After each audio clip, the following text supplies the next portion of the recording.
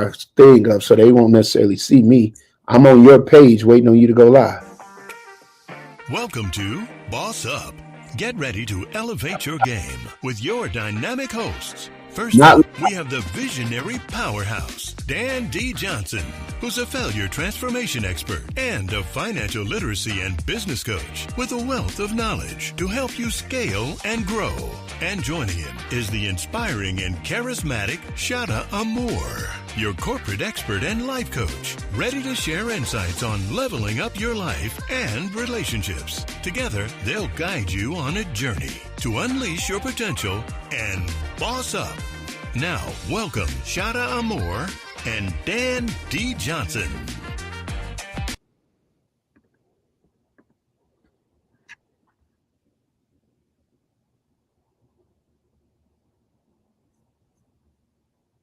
Hello, come on in the room. Come on in the room. shout up, back it up, shout up. Now drop it, shout up. Oh, I'm sorry. Hey, shout out more. How you doing? I'm good. How are you? Back in Orlando? You're back home. in Orlando. I'm telling you. Yeah, it's good to be back home, I suppose, even though Chicago is your real home. I guess so. But it's good to be in Florida, and it's good to see you. And I'm so excited about what we're going to be talking about tonight. So my name is Amour Porter, as he loves to say, Shada Amour. So excited to be here as a money mindset coach, and we're about to boss up in our money tonight. We about to get it right. we getting it right. Hey, listen, I'm just glad that you always want me to come on this boss up show and holler and talk smack and talk money. I appreciate it. I appreciate the opportunity. Okay, so I'm rubbing shoulders with the big bosses. So this is Dan. Tell me a little bit about yourself. You were telling me even before this show, like some amazing things that you're already working on this week. Oh, well, I come from a poor family. I didn't have much, but the Lord's been good to me. That's who I am, folks. And you're frozen, like literally. Well, you're in Orlando, so you're probably not really frozen. But you're definitely at a standstill. So, hey, you guys, I want y'all to meet my frozen partner here, Miss Shada Amour, all the way from Orlando, Florida. And right now, she is experiencing what does it feel like to be frozen. And how many of you feel like your money is frozen? It's stuck. It's not moving. It's not growing. You have it in a savings account that is not really producing anything. And tonight, for those of you that say, hey, listen, we're at the end of the year. I need to boss up and I need to make some money moves before the year is out. That's what we're going to be talking about tonight. As soon as Shada Amour comes, one of the things that I do at the end of the year is I give more at the end of the year. I assess more at the end of the year. I save more at the end of the year.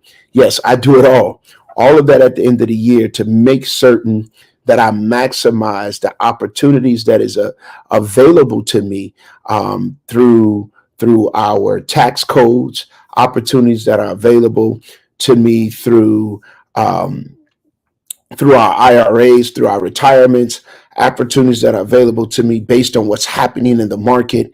And so tonight we're going to talk about how to seize all of these opportunities, how to maximize all of these opportunities. So, and that's what Boss Up really is all about, you guys. We want to help you to boss up. We want to help you to boss up in your relationships. We want to help you boss up in your in your money. We want to help you boss up in your education. We want to help you boss up in real estate. Between Shada and I, we have been doing this for more than a decade, and so we have the tools, We have the successes, we have the failures, we have the mishaps and the mistakes and the missteps. We have it all, that have led us to where we are today, where we're moving in the right direction, and we don't want to move by ourselves. We're growing in the right direction, and we don't want to grow by ourselves. So do me a favor, as Shada Moore gets ready to come back in, I need you to do me a favor. I need you to tell a neighbor, tell a friend.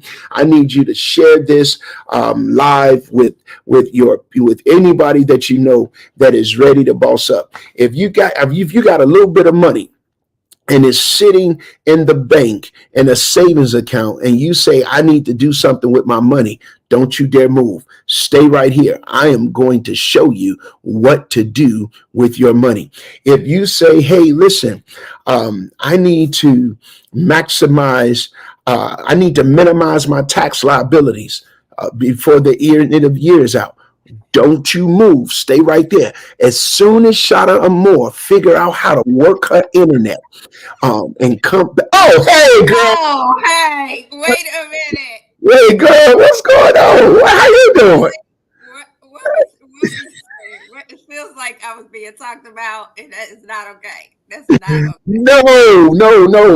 I was just simply telling them, I was like, hey, listen, if your money is parked in a savings account and it's not growing, it's not going nowhere, I said, listen, don't leave. Like and share this live with somebody. Stay right there, because we're going to help them tonight.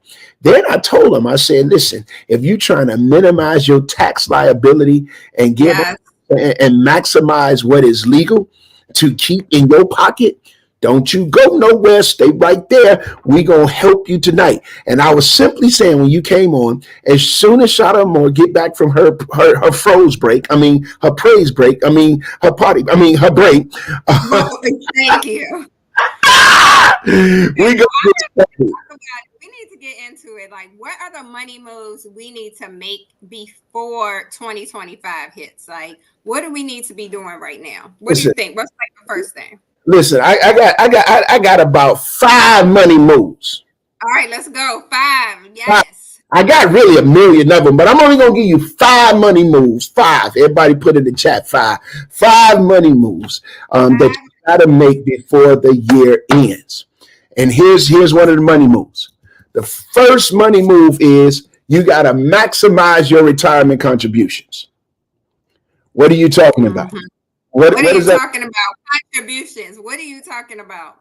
So most people that got a job and they got a good corporate job, they either have 401ks, they got IRAs, or they got Roth IRAs, right? This is retirement accounts. These are their retirement plans. And so the government allows you a certain amount based on your income as to how much you can contribute. And so what I want us to do, and the reason why maxing it out is so important, because it ultimately reduces your taxable income. You see? So it helps me not pay extra. Yes. So whatever it is, find out where you are. I believe it's like 7,000 on one hand, 8,000 on another. And why does this matter? Because when you maximize your contributions, you can reduce your taxable income. But not only that, guess what you're going to do? You're going to add more. You're going to add more and boost your retirement savings, and then take advantage of any employer matching programs. What does that mean? Like, for example, my personal company, I actually am maximizing my contribution, and my company gives me a 3% match. Oh, nice. Yes, so there is also for entrepreneurs, right? Like, you don't have to be going to the typical job. If you're an entrepreneur, there are ways to maximize. Yeah. So as an entrepreneur, I am. Matter of fact, here goes my statement right here. What I do is I take a certain amount of money out of my account, out of my paycheck. Number one, as an entrepreneur, my company gives me a paycheck, and I have a W-2. I have a W-2. So, and then so I pay all my taxes, and then out of my W-2, I maximize or I pay a certain amount into my retirement. But then Yeah. my company matches that by 3%. So whatever I pay out, the company adds 3% to it. Okay. So if you're going to really take advantage of this, what you're going to do is you're going to maximize whatever it is. And if your company is matching, they match it.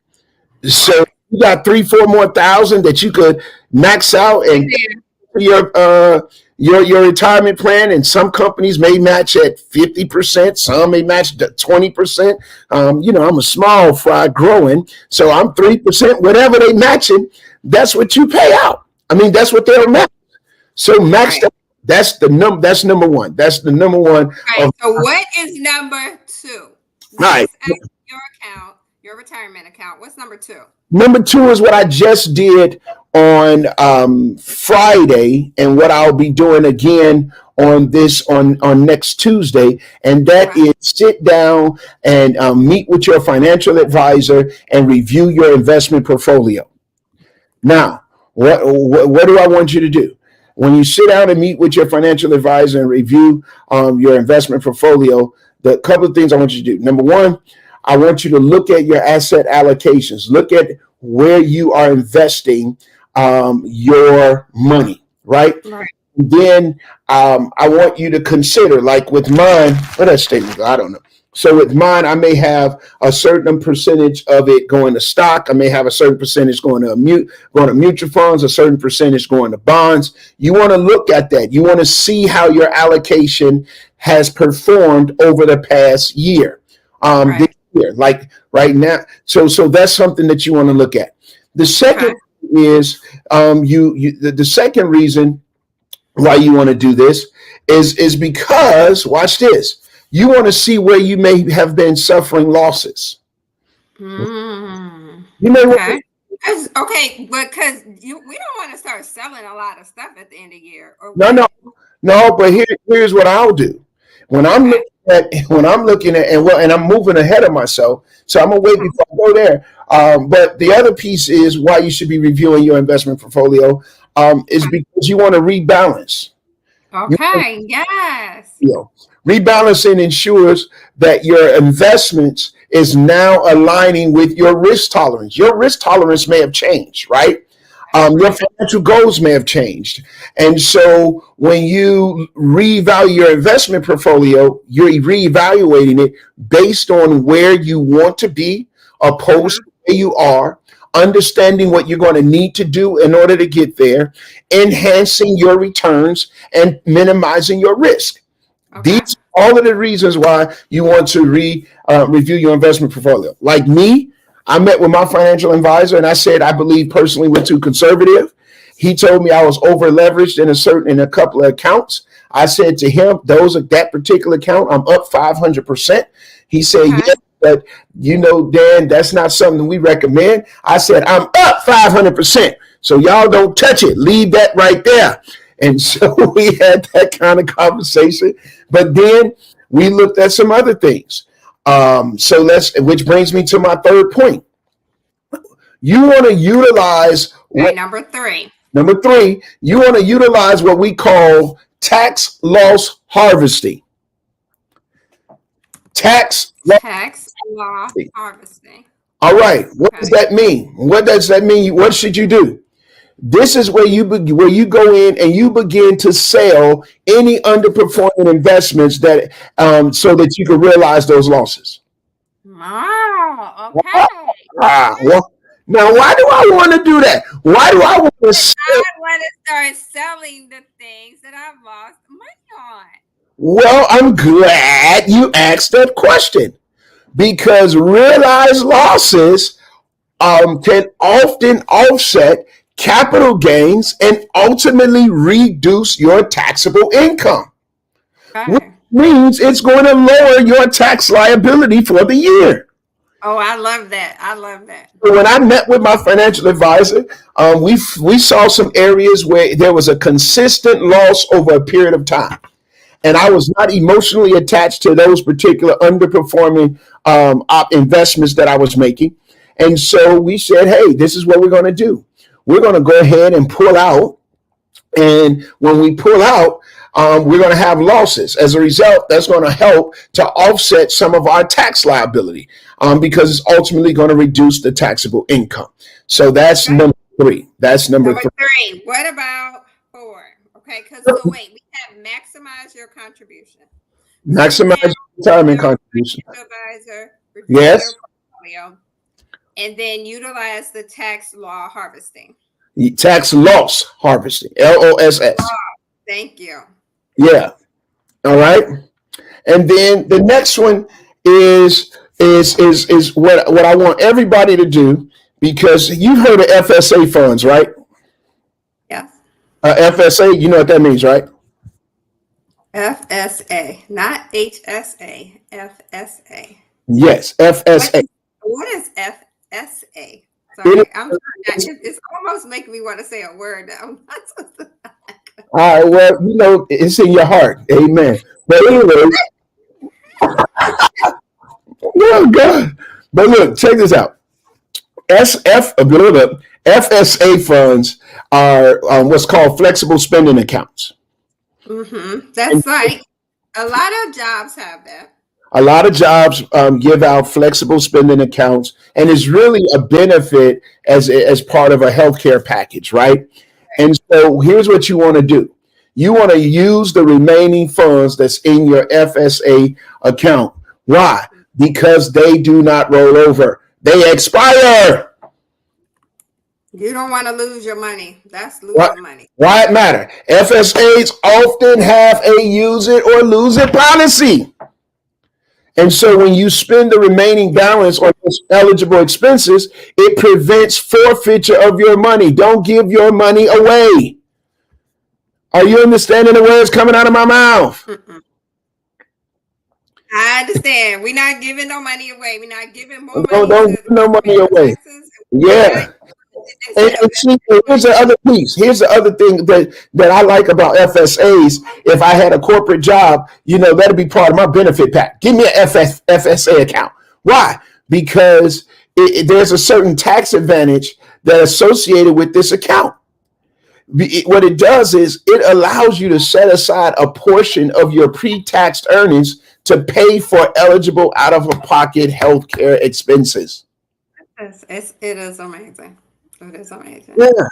Yeah. Some of these expenses are, you know, if you got co-pays, if you got deductibles, if you got prescription medications. Yeah, a lot of medication you can buy using absolutely certain medication from the store. Like this is a time where people getting sick, stuff like that.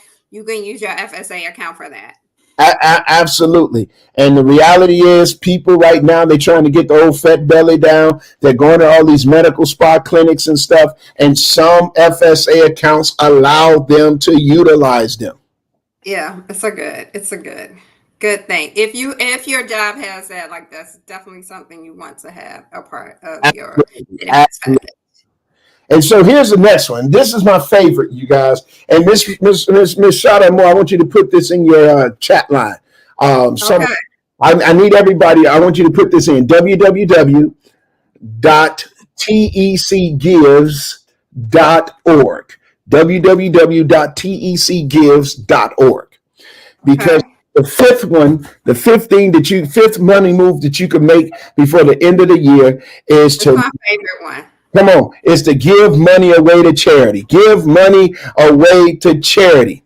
And not just any charity that actually qualifies as a 501c3 Dexter. Why is that? Because your charitable donations will provide tax deductions, which will ultimately reduce your taxable income, while at the same time supporting various causes. In this case, the reason why I say tecgives.org is because, as you know, Ms. Shada Moore, on November 23rd, we're endeavoring to feed 1,000 families for 1,000 families.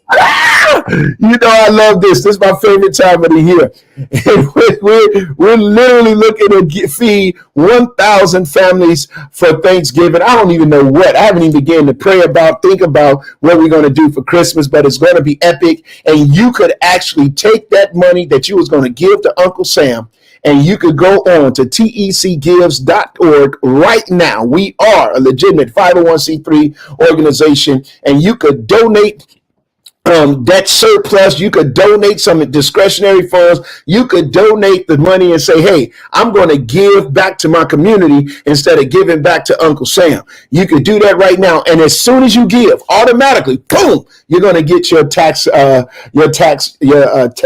tax donation letter back to you. So you could give it to your accountant. They're going to take what you gave, offset that from your income, reduce your tax liability. You just help somebody in your community, and you saved you some money.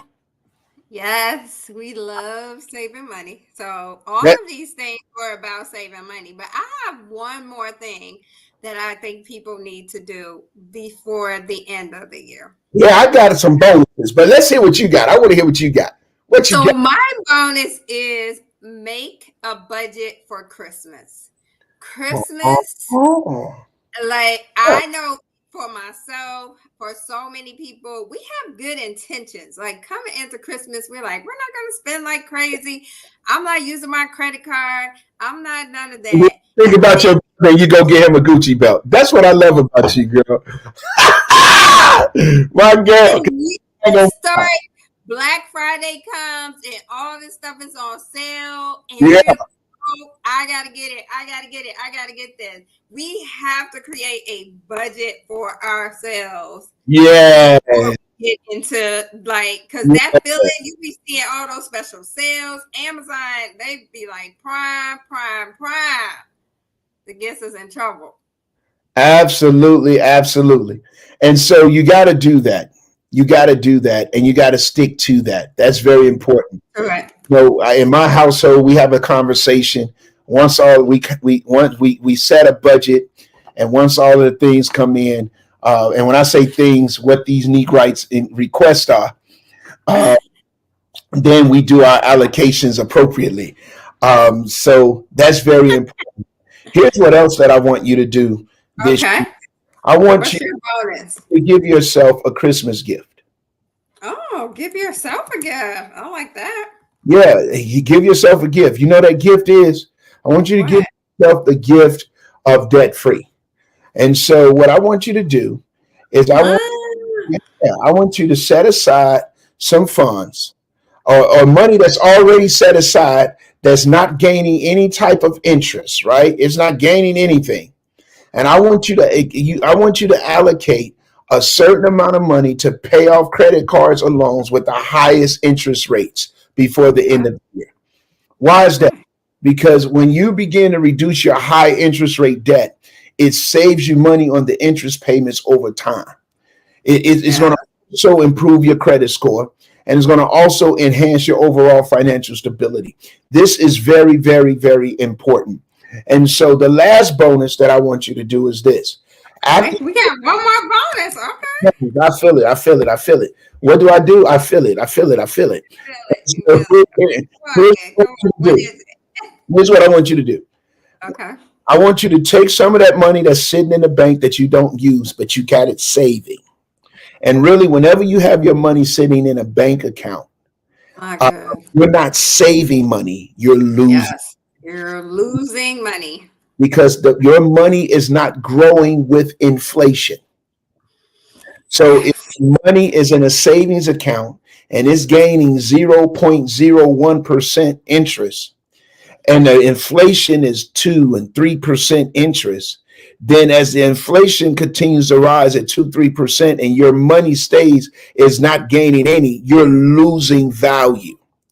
And so you might as well take that money, take a portion of that money, start paying off this high interest that you have. That's going to save you money. But then the next thing you could do is you could take that money and put it in a high interest yielding savings account. If you don't have to put it in the market, you could. There's companies, there's banks, that you can take that money that's gaining 0.01% interest and invest it in a way, or not invest it, but save it in a bank that's yielding at 3.5, 5.5, 5.4, 5.7% interest. And guess what? Let it sit and watch it grow. It's going. Yes, make some money on your money. I'm telling you, there was a colleague of mine, a friend of mine. They literally moved their money from a savings account Uh-huh. a whole year. I believe Okay. in that savings account, they were averaging about $13 a quarter or something like that. Something crazy. And Uh-huh. within the first month of moving it, they gained about 200 something dollars in interest. What? What? Oh, yes. So they were doing like $13 a quarter. Let's just say that's 15. Okay. So $15 for the quarter.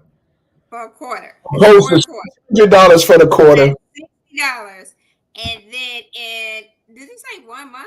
In 1 month, all they did was took the money, moved it over, put it in a high yielding interest bearing account, and that's what it was.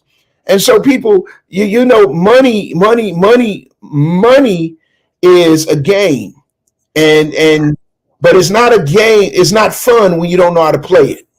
Right, exactly. It's not fun when you don't know how to play it, and It's so not fun when you're losing the and it's game. not fun when you lose it. And here's the deal, though, because it's a game, Shada. I'm gonna be honest with you. I'm sorry, Amor. I'm sorry, Miss Porter. Whatever this Shada Amor Porter. The the reality of the situation is, you know, because money is a game, there's sometimes you're gonna lose. But here's the deal: when you understand how money works, you can get it right back. The problem is when you always losing. Right, exactly. You're never winning in the money game. When you're always living from paycheck to Monday. When you're always when your job keep you just over broke. Yeah.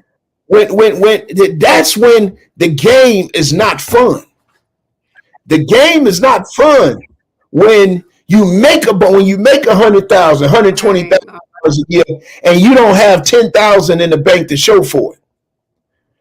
The game is not fun when you don't understand how money works.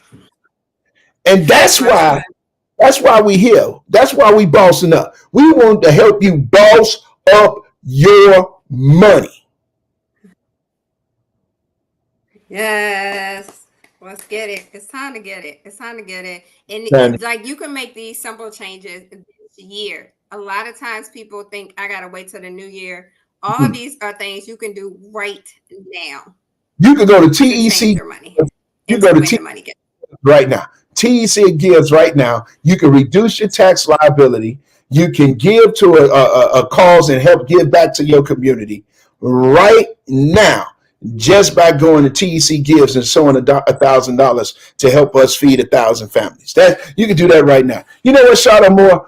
And you know, Shada Moore, let me tell you about. She on recurring. I noticed. They gave me. She sent her little love donation every month. I like that. You're all right, girl. And guess what she gonna do? She about to look and see, okay, where am I overextending? And she gonna go to TEC Gives. She gonna drop $1,000. We gonna send her that donation. She gonna go to her accountant. Her accountant gonna say, well, instead of you making millions, you're gonna make that and minus that 1,000. And so then the tax calculation got we did. I'm telling you, that's how it works. That's how it works. We are giving. We are ending this year giving. Okay. We are about to. Yes, we're going to give to others because it helps us. It's like a great feeling too for us to be able to help so many. It's a biblical principle. The Bible says, give to the poor.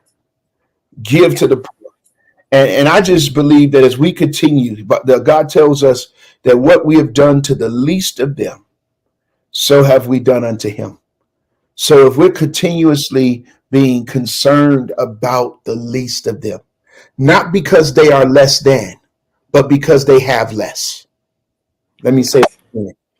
The least of them, from my perspective, is not because they are less than, because they are just as significant as the next person. And most definitely. But it's because they have less. Either A, they have not been given the opportunity. B, they did not take advantage of the opportunity to be able to be in a position better than where they are right now. Definitely. We don't know the circumstances that have caused people to need why they need. And so That's so I don't true. even care about the circumstance. The fact of the matter is, because you need, I want to help meet that need. Listen, God, Love it. listen, my circumstances that I've had in my life, some of them was my fault. Many of Right. them was my fault. All of us. That's all of us. Well, no, y'all more holy and saved than me. I'm working on some stuff. But for me, a lot of the Yeah. stuff that I needed God to come and meet my needs for and deliver me out of, it wasn't because of misfortune. It was because of misbehavior. Ooh, I just told on myself. Y'all Like, understand? to all of us, for real. Because sometimes those that have, we kind of get high and mighty and say, I work for this. You know different than me. You could have did this. You could have did that. We don't know what we don't know what the, you know what I was about to say. We don't know what folk have been going through. I'm just saying, you don't know how people got where they are. You don't know what that struggle looked like. Maybe it wasn't that they were negligent. And maybe it was. Who cares? They got a need. They need help. And that's And what. we can provide for it. So And I'm glad you my ride or die. You be working with me to make some stuff happen. I appreciate that, Miss Shada Moore. I, thank you. I am so excited. Excited for us to have the best end of the year we ever had. Boss And up. it's time for us to boss up. Thank you for hanging out with us tonight. We can't wait to hang out with you And then next listen, week. we got to say this. We got to say this because Yes. What do you have to say? by this time next week we'll have a new president, one way Yeah. or another. One way or another. And there's some folk out there that's made decisions that they not gonna vote. Please. And they made decisions that they're not going to vote because it's just one of the lesser evils, because they Mm. don't like the rhetoric, because they don't like the drama, because they don't really understand how voting is impacting their life one way or another, because all Wow. politicians are crooked.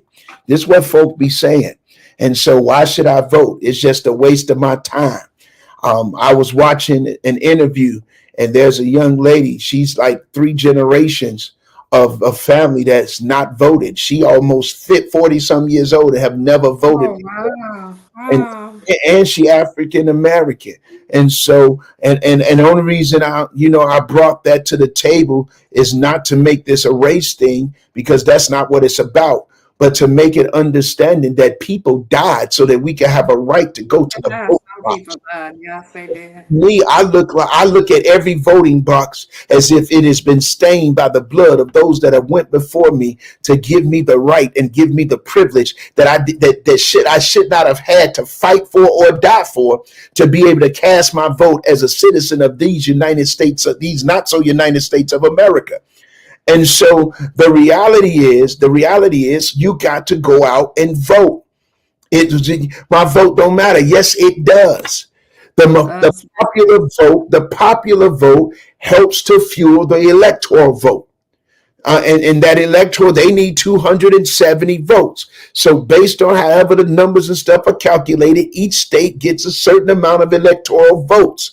And so, right. and it's typically based on the popular vote. If you win this, you get that. I don't want to hear about, well, you remember when this had the popular vote. I don't want to talk about that. I'm telling you how politics work. And so here's the deal. Here is the deal. Now, let me say this also, so don't nobody start thinking I'm pushing one animal over another animal. And I'm not talking about people. I'm talking about party. I'm Parties. Yeah. I'm not talking about a Kamala over a Trump or a Trump over a Kamala. I'm talking about a donkey over an elephant, or an elephant over a donkey, which is a Republican over a Democrat, or a Democrat over a Republican. I ain't neither of them. I'm not identified by nothing. I'm independent.